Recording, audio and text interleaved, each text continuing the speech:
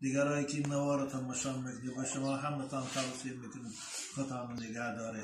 در هر کجا باشه خوب بدانه که خدا همراه شماست. از معصیت و گناه، از آلودگی خودتان نگه داره. کاری کنه که خدمت شما، کار شما در اونجا عبادت باشه. رسول اکرم هر کسی برای خاطر نفقی خاندانش کار میکنه فهو فی سبیل الله، او هم در حکم مجاهد در راه خدا داره. بنابراین خداوند شما را نگه داره. از این فرصت استفاده بردم. دیروز در شهر ایجه شما دیده باشه برادر عزیز ما که برای ما هم دوست بود و هم مرید حضرت قبلگاهی بود و هم محبوب خاندان ما بود، هم محب خاندان بود، هم محب همه علمای اسلام بود. قاری ملا عبدالرحیم که با تخلص قلندر مشهور بود از پانگاز، دیروز اون کتم جام شهادت نوشیدن. اولا از خداوند مهربان برای فرزندای عزیز کنم، هر سشم اهل الله هستن، هر سشم قاری مرتب بلبل قرآن هستن.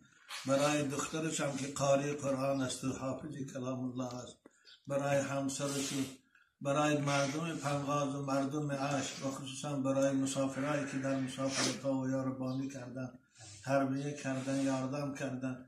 این مصیبت تسلیت عرض میکنم خداوند سرش بید برایشان نصیب کنه. عبدالرحیم ما را با دوستاش یک جایی محشور کنه و وصیت آخره که برای غمخواری ما و مردم جوانا کردن خداوند با وصیت و عمل کردن برای هر کس نصیب کنه. انشاءالله عبدالرحیم او خود آرزوی شهادت داشت، او کسی نبود که از مرگ ترسد، او مرگ عاشقانه پیشواز گرفت و در لحظه آخری وصیت دیدم همون دعایی میکرد که رسول بزرگوار در وقت سکراتشان میکرد. اللهم الرفیق الاعلا، الرفیق، همین دعا را میکرد. اللهم حول علی سکرات الموت، خدایا برای من تلخی جان کندن آسان. همین دعاهاش در حالت وصیتش کرده بود شنیدیم.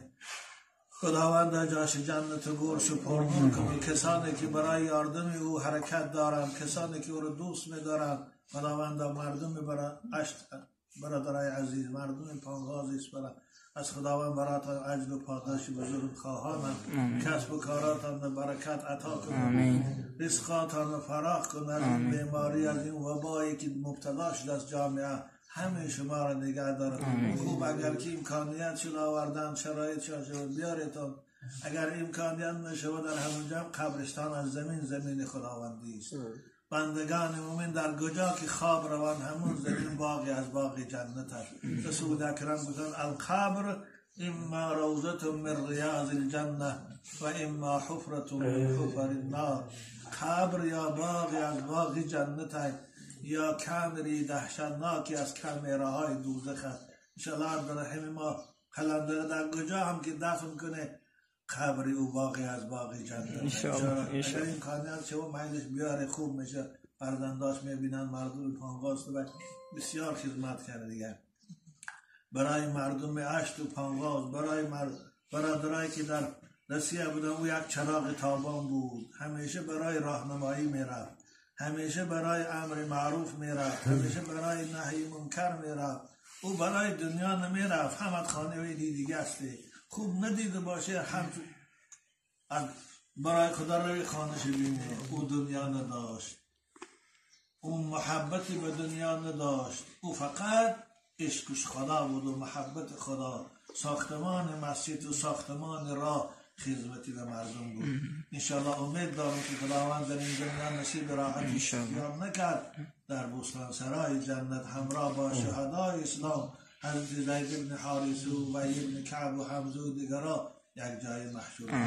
خداوند همه شما را مردم عزیز عشق، خصوصا برادران پنغازی خاندانش در این مصیبت صبر جمیل زیرا که مصیبت شما این مصیبت ما هم هست، زیرا که از دست دادن شما حاجی عبدالرحیم این ما هم از دست دادن یک دوستی خود است. خداوند صبر ما را در این مصیبت صبر پروردگار امانت و خدا امانت بسپاریم. سلامت به خانه‌هاتان باش.